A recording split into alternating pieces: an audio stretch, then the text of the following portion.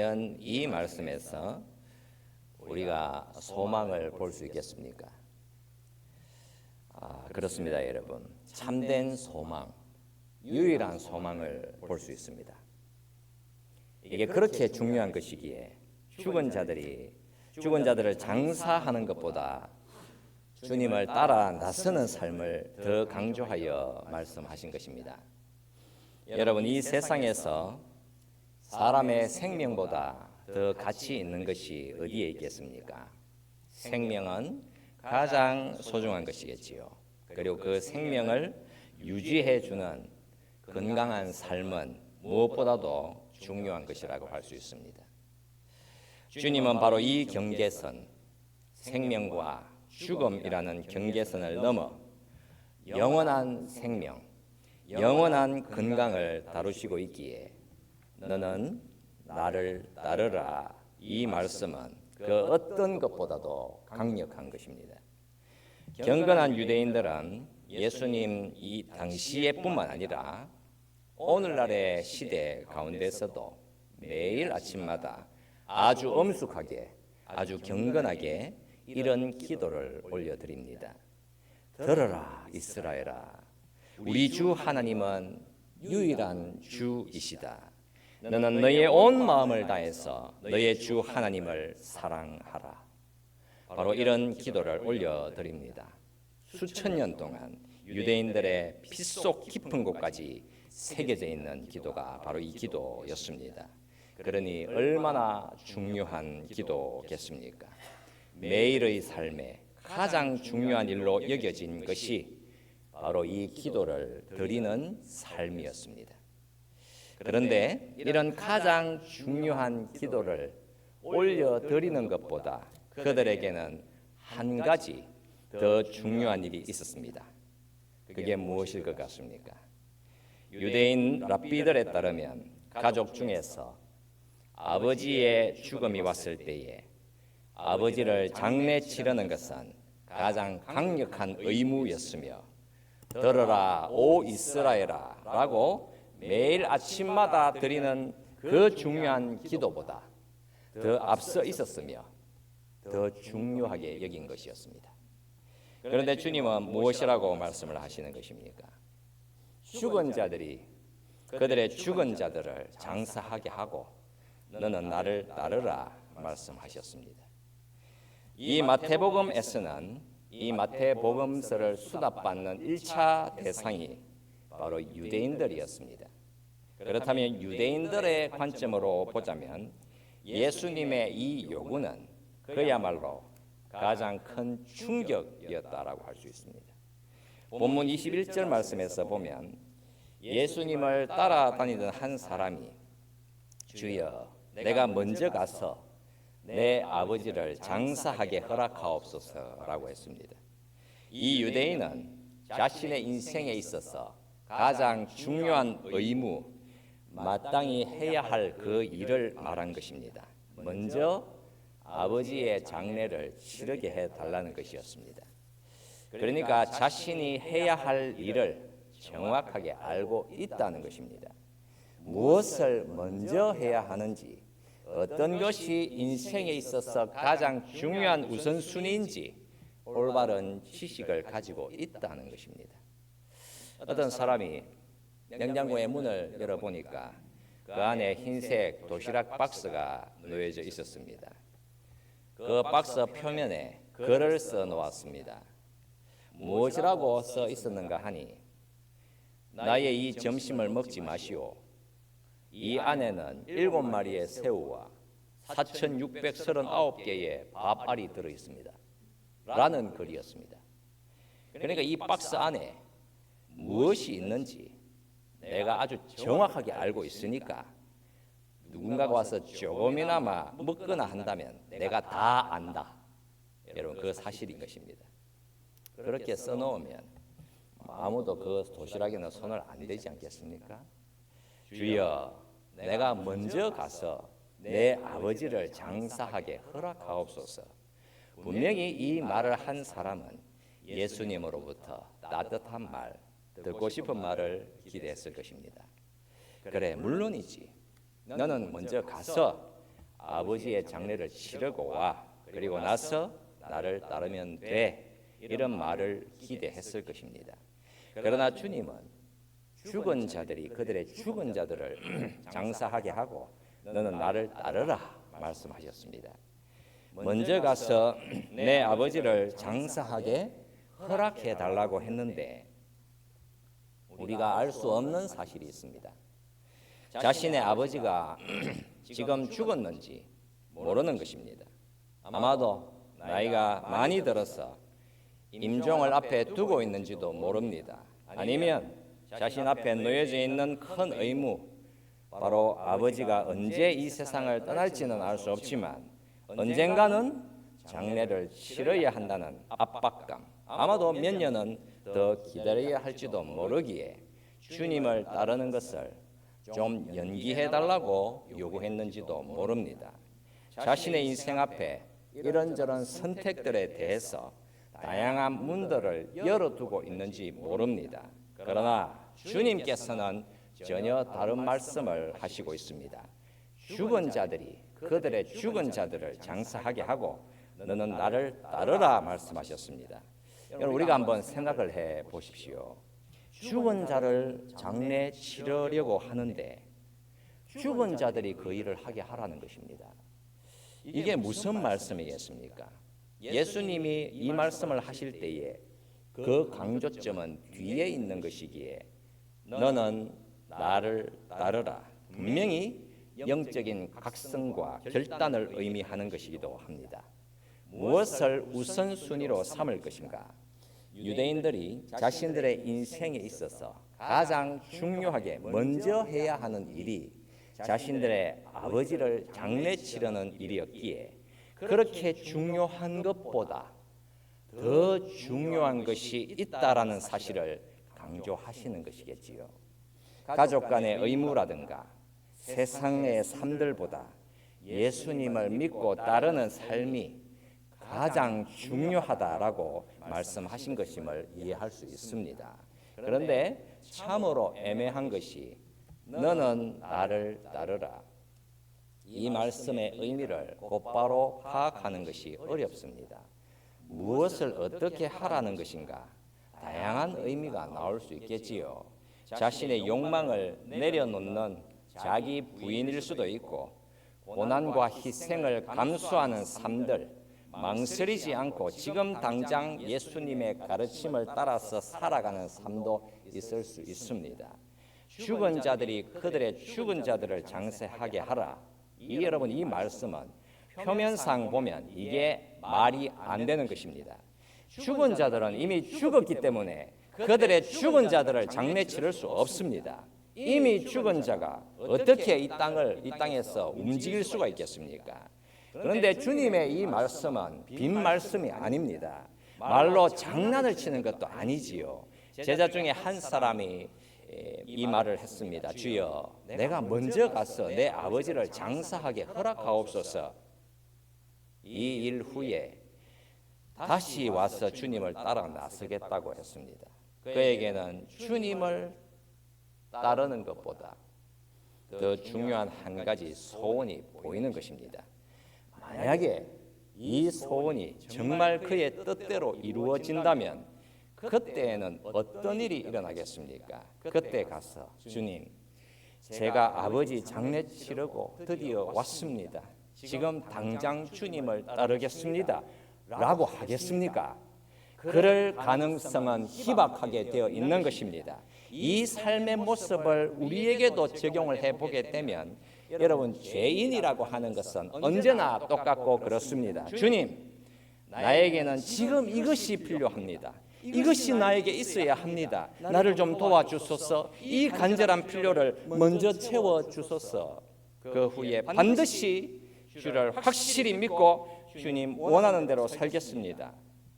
만약에 이런 기도를 했는데 정말 내가 원하는 희망과 소원들이 이루어졌다면 그때에 가서 주님께 무엇이라고 말할 것 같습니까? 그때에 과연 주님, 조금 늦었습니다. 지금 당장 내가 주님을 믿고 따릅니다. 나의 주 나의 왕이 되소서. 단호하게 따라 나설 수 있겠습니까? 사실 이런 단호함보다는 인생이라고 하는 것은 계속해서 자신의 욕망과 욕심을 먹고 마시면서 우리는 조금만 뒤에 아직이라고 하는 엄청난 힘에 짓눌려져서 살아가게 되어 있습니다. 여러분들이 삶의 경험을 통해서도 이미 이 사실을 알고 있지요. 죽은 자들로 그들의 죽은 자들을 장사하게 하라는 주님의 이 말씀 안에는 언제나 인생을 향하신 하나님의 마음이 담겨져 있는 것입니다. 주님이 그 말씀을 하시는 것이지요. 너에게 있어서 나보다 더 중요한 것이 생겨나게 되면 그 무언가가 반드시 너를 죽일 것이다. 여러분, 그 말씀인 것입니다. 너에게 있어 예수라고 하는 그 영적인 현실과 그 복음보다 더 중요한 것이 생겨나게 된다면 그 중요한 것이 반드시 너를 장악하게 되어 있을 것이며 너는 그것에 노예가 되어서 살아가게 될 것이다. 그리고 무엇보다 내가 너의 중심, 너의 소망, 너의 가장 큰 아름다움이 되지 않는다면 너는 살아있는 것 같지만 실은 죽은 자다. 그 의미인 것입니다. 우리의 구원자만이 구원을 줄 수 있는데 우리가 품고 살고 싶은 그 구원자는 우리에게 구원을 줄 수 없기 때문에 결국에는 그 가짜 구원자는 반드시 우리를 죽이게 되어 있는 것입니다. 인생들마다 다들 주의 부르심을 거절할 수 있는 다양한 이유들을 가지고 있습니다. 이 본문에 등장하는 제자 그리고 서기관, 이들이 바로 저와 여러분들의 마음에 무엇이 들어있는지를 그냥 그대로 다 폭로해내고 있는 것입니다. 선생님이여 어디로 가시든지 저는 따르리이다. 이 말은 겉모습으로는 너무나도 아름다워 보이는 말입니다. 주님 어디로 가시든지 저는 따르겠습니다. 너무나도 결연한 의지, 확고한 의지 같습니다. 그러나 어떻습니까?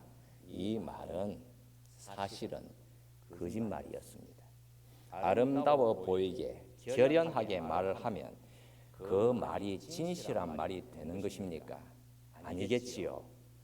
여러분, 우리의 인생이란 아름다워 보이는 듯한 말을 해도 그게 거짓말이요. 심지어는 아무런 말도 안 했는데도 그게 거짓말이요. 아무런 말 하지 않고 있는 그 침묵조차도 거짓말을 하고 있는 상태인 것입니다. 이게 여러분 얼마나 치명적으로 위험한 것이겠습니까? 어디로 가시든지 따르겠다고 했습니다. 그러니까 그는 예수님이 지금 어디로 가시는지를 모르고 있는 것입니다. 예수님은 어디로 가시고 있습니까? 십자가로 가시고 있습니다. 예수께서 말씀을 하셨지요. 여우도 굴이 있고 공중에 새도 거처가 있으며 인자는 그러나 머리 둘 곳이 없다 라고 말씀하셨습니다. 서기관이 주님이 가시는 곳 어디라도 따라가겠다 라고 했는데 그가 과연 무엇을 기대한 것이겠습니까? 멋진 자리, 영광스러운 자리였겠지요. 어디서나 칭송을 받는 자리였습니다. 예수님이 행하는 기적과 치유를 보았으니까 그냥 따라다니기만 하면 놀라운 일들을 보고 누리면서 칭송을 받고 대접받는 자리로 갈 수 있을 것이라고 아주 낭만적인 생각을 했을 것입니다. 그러나 그 다음 장면으로 이동을 하게 되면 어디로 이동을 합니까? 바다에서 큰 광풍이 일어나 그들을 삼키려 했습니다. 그러니까 고난의 장소, 의심의 장소, 분노의 장소, 위험의 장소로 가는 것입니다. 믿음이 작은 자들아 어떻습니까? 책망을 받는 장소로 가는 것입니다. 견딜 수 있겠습니까? 십자가의 길로 가는데 그 십자가를 자신의 생명으로 삼아서 자기 부인과 자기 죽음의 길로 갈 수 있겠습니까? 언제나 자기의 영광을 꿈꾸는 자들에게 있어 주님의 십자가라고 하는 것은 가장 큰 비극이겠지요. 그러니까 하나님의 은혜가 없이는 절대로 갈 수 없는 일입니다. 본문 27절에서 보면 제자들에게서 어떤 말이 나옵니까? 이가 어떠한 사람이기에 바람과 바다도 순종하는가였습니다. 주님이 어떻게 하셨기에 이런 말이 나왔습니까? 곧 일어나서 바람과 바다를 꾸짖으시니 아주 잔잔하게 되거늘. 바람과 바다를 꾸짖으셨다고 합니다. 그랬더니 그 강력한 바람과 광폭한 바다는 잔잔하게 되었습니다. 그렇다면 어떤 말씀을 하시는 것이지요? 어찌하여 무서워하느냐? 믿음이 작은 자들아. 바로 이 말씀을 주시는 것입니다. 내가 너희와 함께 있는 한 너희는 아무것도 두려워할 필요가 없다. 그 말씀을 하시는 것입니다. 너희가 믿음이 작은 자들이기에 너희가 누구를 바라보며 살아야 하는가? 그 말씀을 하시는 것입니다. 이 본문의 말씀을 이렇게 적용을 하면서 말씀을 마무리를 하겠습니다. 요한복음 5장 25절에서 예수님이 말씀을 하셨습니다. 진실로 진실로 너희에게 이르노니 죽은 자들이 하나님의 아들의 음성을 들을 때가 오나니 곧 이때라. 듣는 자는 살아나리라. 죽은 자들이 하나님의 아들의 음성을 듣고 살아난다라고 말씀하셨습니다. 누가 과연 이런 말씀을 할 수가 있겠습니까? 예수님은 이 본문에서 자신을 어떻게 표현을 하고 있는가 하니 인자라고 표현하고 있습니다. 인자라고 하는 것은 문자 그대로 사람의 아들입니다. 예수님은 하나님의 아들이신데 자신을 가리켜서 사람의 아들이라고 말씀하고 있습니다. 우리는 이 본문에 나오는 예수님에게서 두 가지 모습을 볼 수 있습니다. 하나는 사람의 모습, 또 다른 하나는 하나님의 모습입니다. 가령 인자는 머리 둘 곳이 없다라고 하셨고 그 뒤에는 일어나사 바람과 바다를 꾸짖으시니 아주 잔잔하게 되거늘이라고 합니다. 여러분 이게 너무나도 차이가 나는 모습입니다. 우리는 바로 이 모습을 정말 사랑해야 합니다. 이 모습이 어떤 모습입니까? 바로 주님의 아름다움입니다.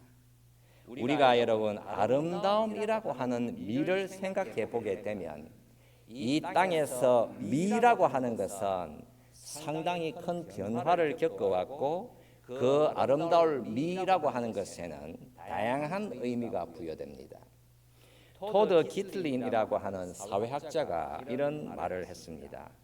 1960년, 1970년대에 있어서 지식인들, 예술계, 학문계, 엘리트 여론층에서 아름다움이라고 하는 개념은 배제되었다고 합니다. 왜냐하면 아름다움에 대한 강조가 무엇을 만들어내는가 하니 엘리트주의, 억압, 집착, 배제, 왜곡 이런 부정적인 것을 끊임없이 만들어낸다는 것입니다. 가령 여성의 외모의 아름다움이 강조되는 사회에서는 이제 여성들이 불안함과 집착에 시달리게 된다고 전하고 있습니다. 외적인 아름다움을 계속해서 강조를 하게 되니까 여자들이 거식증이라든가 섭식 장애를 가져온다고 합니다. 그러니까 아름다워야 하니까 몸매를 유지하기 위해서 밥도 제대로 못 먹게 되는 일이 일어나더라는 것입니다. 또 아름다움이 잘못된 것을 만들어내는 경우를 인터넷의 음란물로 봅니다. 남자들이 여성들을 바라볼 때에 마치 여성들을 물건처럼 여길 때에 어떤 일이 일어납니까? 포르노 중독에 빠지게 됩니다. 포르노그래피라고 하는 것은 그냥 의미 없이 더럽고 추한 것입니까? 그냥 추한 것이 아니라 사실은 아름다움을 왜곡한 중독이라는 것입니다. 나치 정권과 히틀러 같은 경우에 그들은 적극적으로 예술과 음악을 추구했습니다.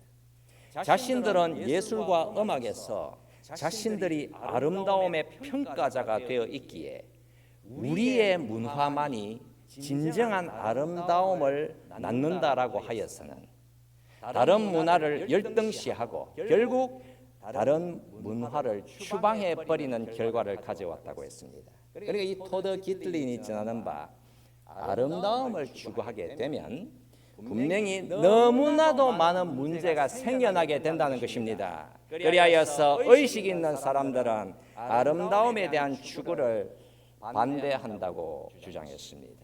아름다움에 대한 추구가 집착을 만들어내고 억압을 만들어내고 왜곡을 만들어내고 배제시키는 등 여러 가지 많은 문제점들을 가져오기 때문이라는 것입니다. 그렇다면 성경에서 말씀하는 하나님의 아름다우심, 예수님의 아름다우심은 어떤 것 같습니까? 그 아름다움이 억압이라든가 왜곡, 집착 이런 것을 만들어내는 것입니까? 이 세상에 존재하고 있는 다양한 아름다움들 안에는 삐뚤어짐, 왜곡이 반드시 일어나게 되어 있습니다. 그러나 성경은 하나님의 아름다움을 가장 영광스럽게 선포합니다. 이 본문 말씀에서 바로 그 아름다움이 무엇인지를 정확하게 보여주고 있습니다. 인자는 머리 둘 곳이 없다라고 하셨지요. 하나님의 그 아들, 하나님의 아들에게 이런 현실이라고 하는 것은 전혀 말이 되지 않는 것이겠지요. 그러나 그 뒤에는 어떤 일이 나옵니까? 바람과 바다를 꾸짖으시니 아주 잔잔하게 되었다라고 나옵니다. 여러분, 이렇게 날카로운 차이가 나는 말씀을 왜 우리에게 주시는 것이겠습니까? 왜 주님이 이 땅에서 천하의 창조주께서 왜 이 땅에 머리 둘 곳이 없는 것이겠습니까? 주님 자신이 신이 이 우주 만물을 지으신 주인이신데 왜 주인이 이 땅에 와서 종노릇을 하고 있는 것입니까? 이게 너무나도 기이하지 않습니까? 인자가 머리 둘 곳이 없다는 말씀은 그분이 오갈 데 없다라는 그런 사람이 되었다라는 말씀 아닙니까? 왜 주님은 인자로 이 땅에 오신 것입니까? 이 본문 말씀이 나오기 전에 본문 17절 말씀으로 가게 되면 인자의 역할을 말씀해 주고 있지요. 우리의 연약한 것을 친히 담당하시고 병을 짊어지셨도다. 그러니까 우리의 인생의 비극, 우리 인생의 절망, 죄로 인한 파멸과 고통을 주님께서 친히 짊어지시기 위해서 예수님 그가 사람의 아들로 인자로 오신 것입니다. 그 인자는 그러면 어디를 향해 가고 있습니까? 우리의 모든 죄를 짊어지시고 십자가로 가고 있습니다. 죄인이라는 차가움을 짊어지시고 십자가로 죽으시러 가시는 것입니다. 약함의 자리로 나아가신 것이지요. 그러나 머리 둘 곳 없는 그 주님은 실제 어떤 분이십니까?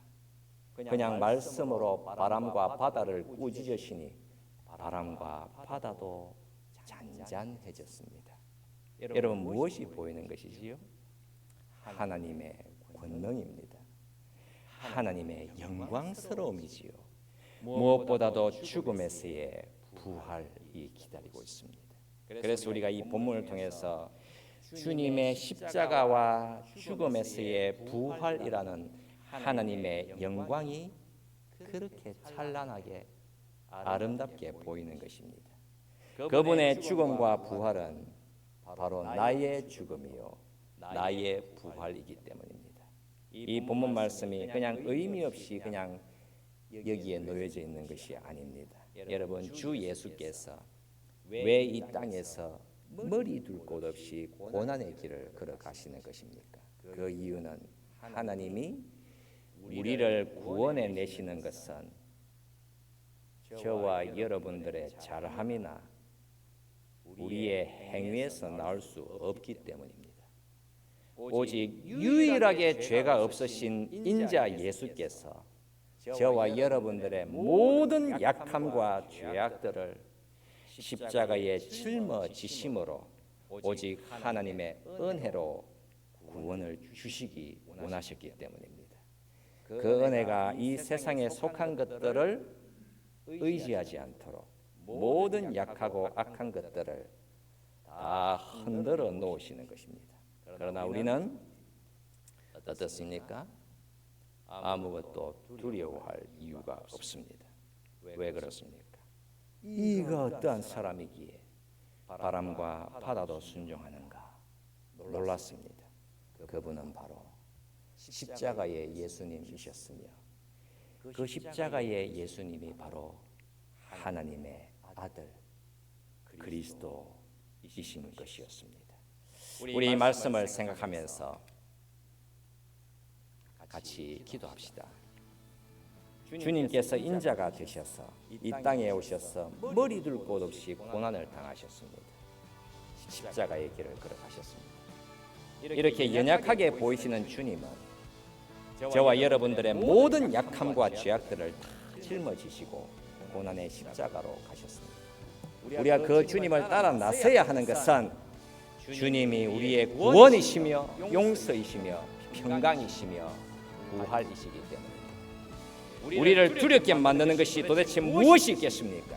나를 위해 십자가를 짊어지신 인자는 바로 하나님의 아들 그리스도이시기에 우리는 놀라움과 감사함으로 예수님을 나의 주, 나의 생명, 나의 그리스도로 믿고 따라야 하는 것입니다.